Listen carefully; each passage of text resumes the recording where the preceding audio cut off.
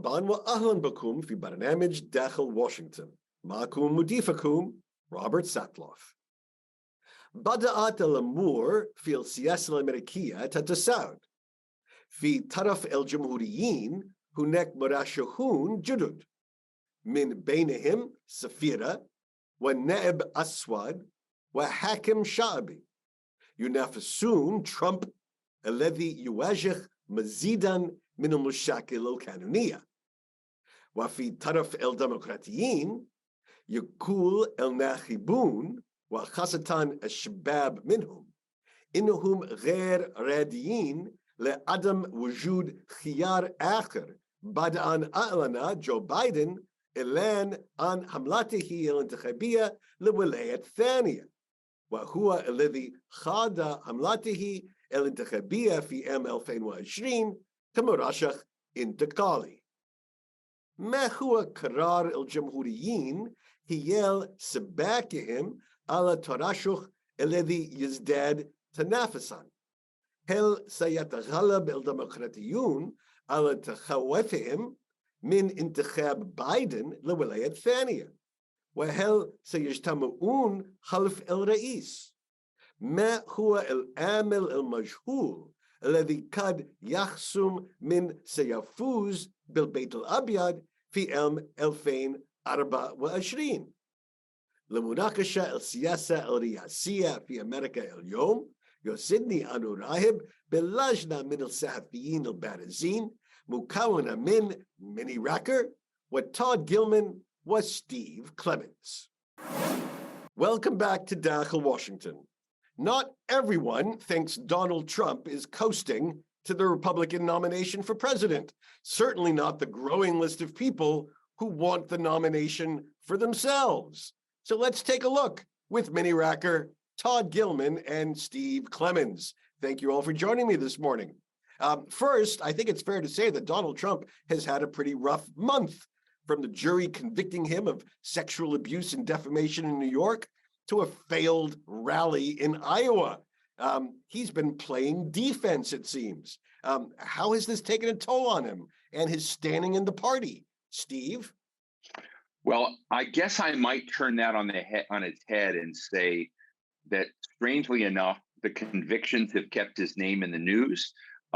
His town hall with CNN, where he basically beat up his interviewer and played to an audience in front of just tens of millions of people, really launched a campaign that many of us were saying, where's Donald Trump just a few months ago? Why wasn't he out campaigning? So I see it a bit differently than you might, that he hasn't had a rough month at all. He's basically had a stunning month of putting himself back in the conversation in the news. And he's just a guy who thrives and rides the wave of controversy almost better than anyone I've ever seen in American politics. So a stunning month. More convictions like this, and it'll be just a banner experience. Minnie, this is good news for Donald Trump. I agree with Steve. Actually, I think many of Trump's legal problems we're not going to see fully played out for another year or so, and we're going to have most of the race probably decided by then. It's still early, but we're going to really see how things are going to develop. And so far, it looks like Trump is Teflon, and he's really proving his strength, I think, by having all these really negative headlines and turning them into, still getting majority support in most polls of the Republican primary.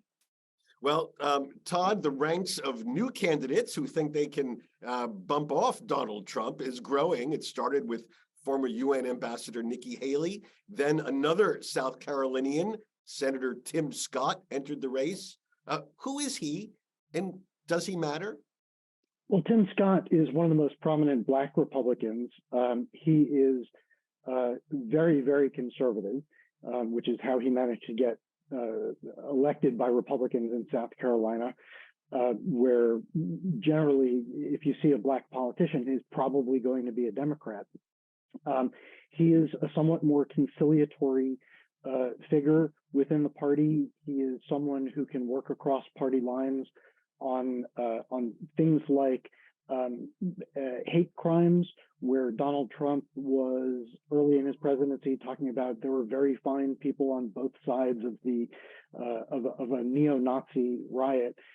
Tim Scott was one of those voices of reason, as it were, saying, we can condemn hate without also becoming a country that is intolerant of differences. And he has somehow managed to straddle a very difficult line in the South of honoring Southern heritage without offending others. And so he is, he's a very likable, affable person. He doesn't necessarily have a national profile yet. And stylistically is where he stands apart from Donald Trump the most, in being someone who can not offend people while also opposing them. And so, Steve, the last time around, there was another African-American candidate with an up from the bootstraps story that captured the attention of the Republican electorate, at least for a while. Last time it was Herman Cain, then he faded. How does Tim Scott avoid that fate? Well, look, I think Tim Scott is one of the people that many moderate Republicans, and I'm just going to put it on the table, a lot of independents, and even some Democrats right now who are looking at their choices say, he's an upstanding guy. He's authentic. He's real. I think Todd described him perfectly. I've interviewed him a number of times. He was the co-author with Senator Cory Booker of a concept called opportunity zones, investment zones in the United States, a bipartisan proposal that made its way into law in the Trump tax code in 2017, has really been an important driver of investment in a lot of blighted urban cities. And I think that he appeals to a lot of people. I'll tell you, I just recently was talking to a very, very leading Democrat who has concerns about Joe Biden. And she says, I really like that Tim Scott. So I think there's something different about his candidacy that seems more real and more authentic. But the idea that the Republican Party is able at this point to bring forward a Black candidate to fruition is something that I would love to see. I doubt it will happen, but it's something that I think that party needs to struggle with. Why wouldn't they be able to proceed with a Tim Scott? Minnie, two Republican candidates from that enormously influential, large state of South Carolina seems a bit odd, doesn't it?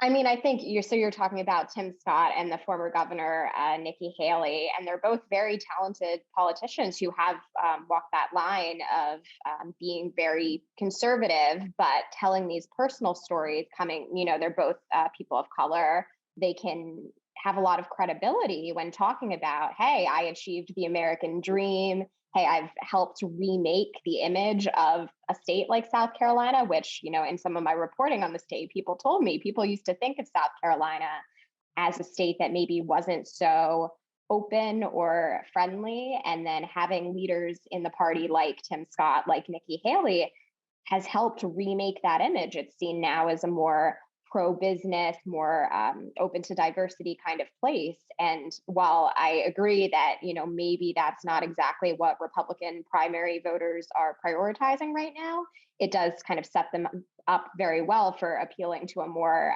general election audience.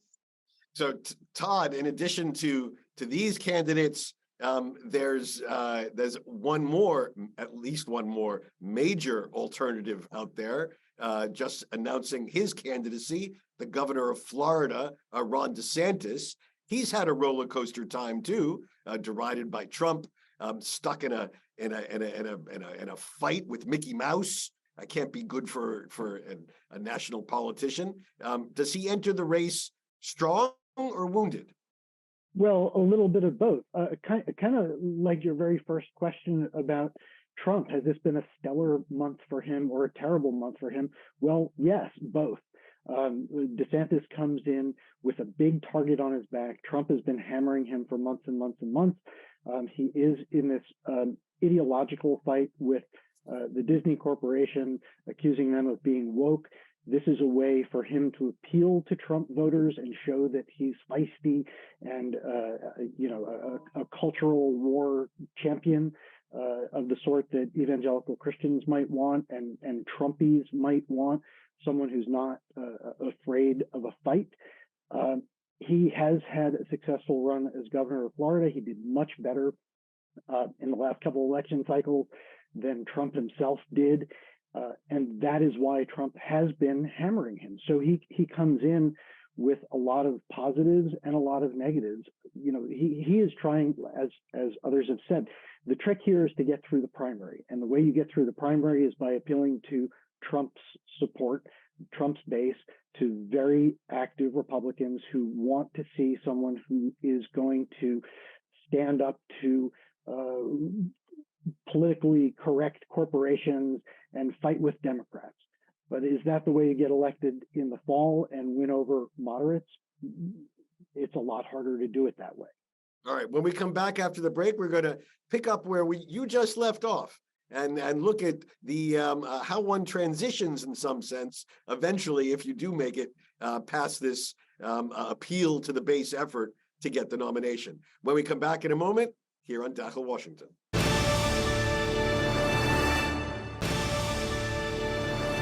My guests today on Dachel Washington include Minnie Racker. Minnie is a campaign staff writer at Time magazine. Previously, she was a staff writer at National Journal, and she reported for the Los Angeles Times. Her work covers the intersection of politics, identity, and culture. Also joining us is Todd Gilman.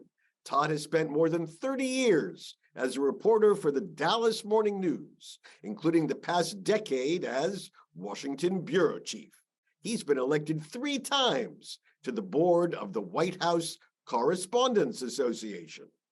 And joining us is Steve Clemons. Steve is the founding editor-at-large for Semaphore, an international news site. Previously, Steve was at The Hill, The Atlantic, New America Foundation, and the Nixon Center for Peace and Freedom.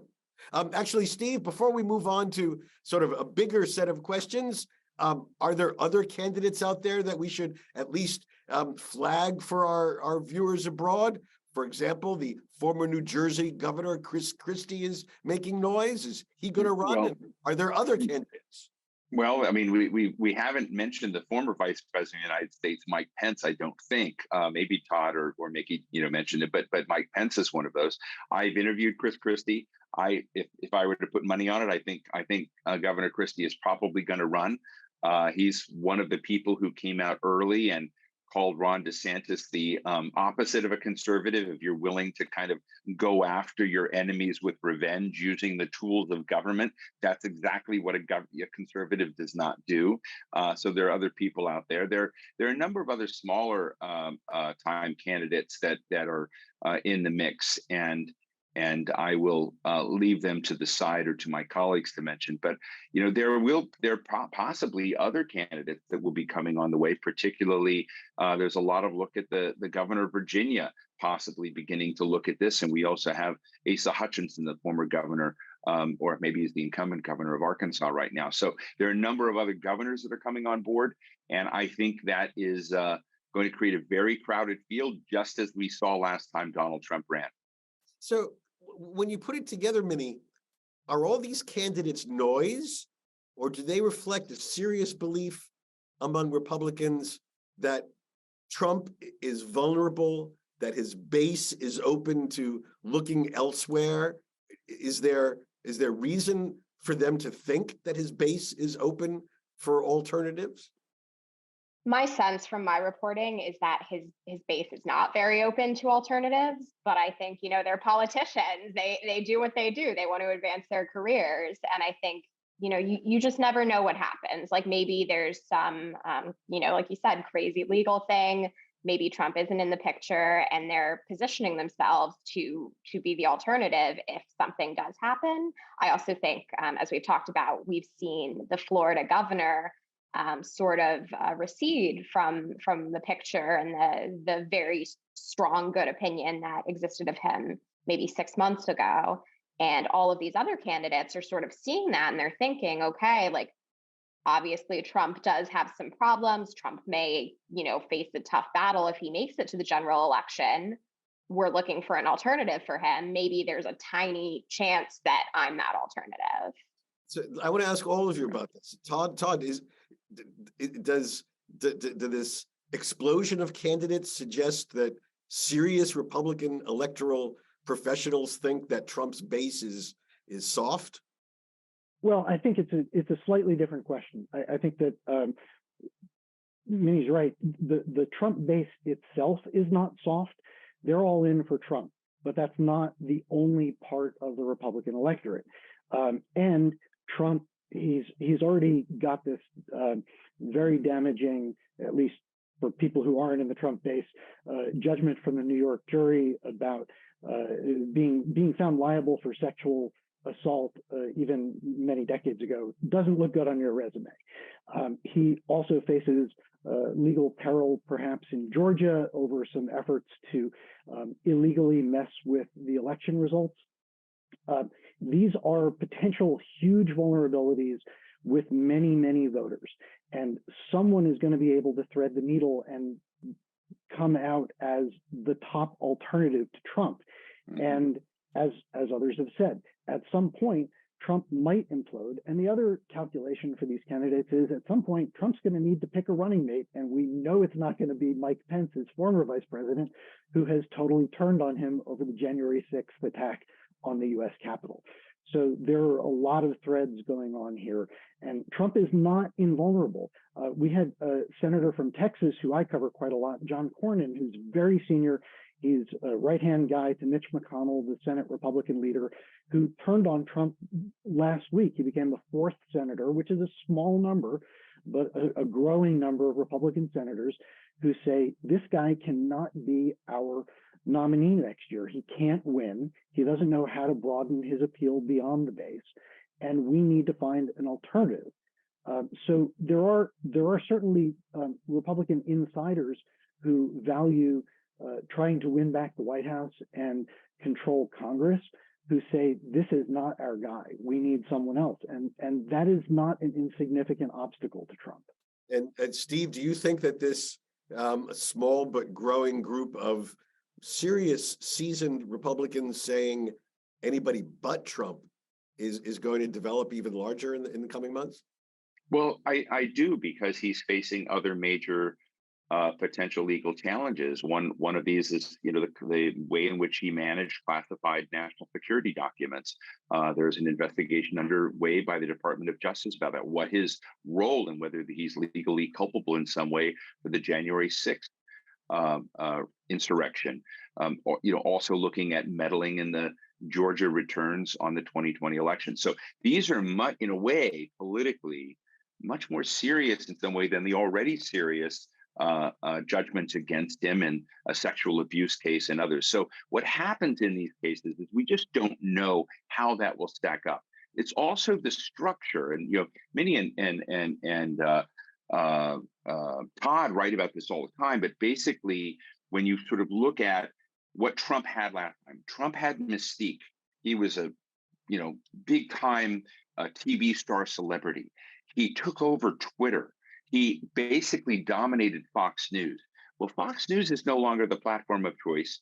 Twitter is a weird hybrid of a lot of different things. The whole communications dimension of campaigns, which my colleagues know better than I do, but it's just very different. And Trump is much more of a known quantity, and he turns off independents and suburban women. So there are lots of elements here that are very different that a smart rival of his could potentially sew together a challenge to him. We haven't seen that happen yet, but I'll just mention one thing. I remember when Hillary Clinton and Barack Obama were running against each other for the Democratic primary for the race. At that time, Hillary Clinton was 35 to 40 points ahead of Barack Obama. Stuff can happen. Things can change in reverse. And I think it's very important that we not fall into this mindset that Trump's ties to the base are automatically static, or there aren't other ways that others can come in and cut him off.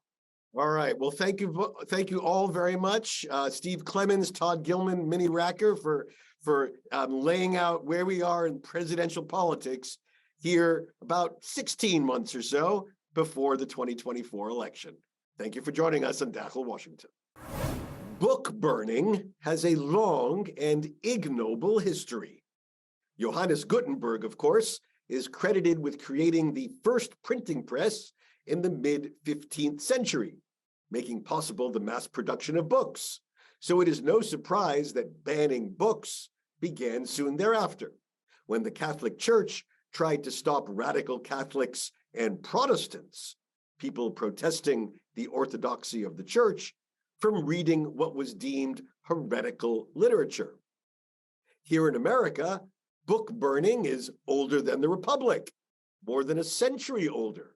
It started in 1637, when the Puritan governors of Massachusetts banned a book by Thomas Morton called New English Canaan, which surprisingly was a critique of the Puritans, who were themselves Protestants.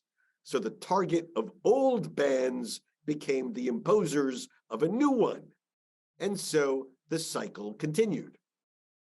If religion got under the skin of people who controlled reading in the early centuries, two other issues, race and sex, have been the target of more recent efforts to ban books. At various times, in various places, the list of banned books here in America includes such path-breaking works as To Kill a Mockingbird, The Color Purple, Catcher in the Rye, A Handmaid's Tale, and even Mark Twain's The Adventures of Huckleberry Finn. As the Washington Post reports, in the latest iteration of book banning, some states have not resigned themselves to just prohibiting their state-funded schools and libraries from providing students with the option of reading this literature. They have gone further by criminalizing the act and threatening to put librarians in jail for providing children with inappropriate reading material. At least 7 states have passed laws in the past 2 years, 6 of them in the past 2 months, although governors of Idaho and North Dakota have vetoed the legislation. Another dozen states considered more than 20 similar bills this year alone, half of which are likely to come up again in 2024, the newspaper reported. And these states aren't just threatening a slap on the wrist. For example, according to a new law about to take effect in the state of Arkansas, home state of former President Bill Clinton, school and public librarians, as well as teachers, can be imprisoned for up to 6 years or fined $10,000 if they distribute obscene or harmful texts. 6 years. This is what is obscene, not the literature these librarians want to keep on the shelves. Discussing race, sex, and other mature topics is not itself obscene. It's real life, and we're doing no favors to our students by trying to keep them insulated from reality. And who are we kidding? 5 minutes on TikTok has more sex, drugs, and rock and roll than just about any novel that is facing the legal axe. What are we saying when we threaten librarians with prison time for encouraging our kids to read? What message are we giving our children?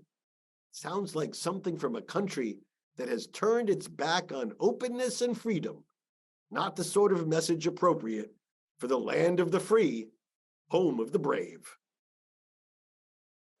بهذا نصل لنهاية هذه الحلقة من برنامج داخل واشنطن.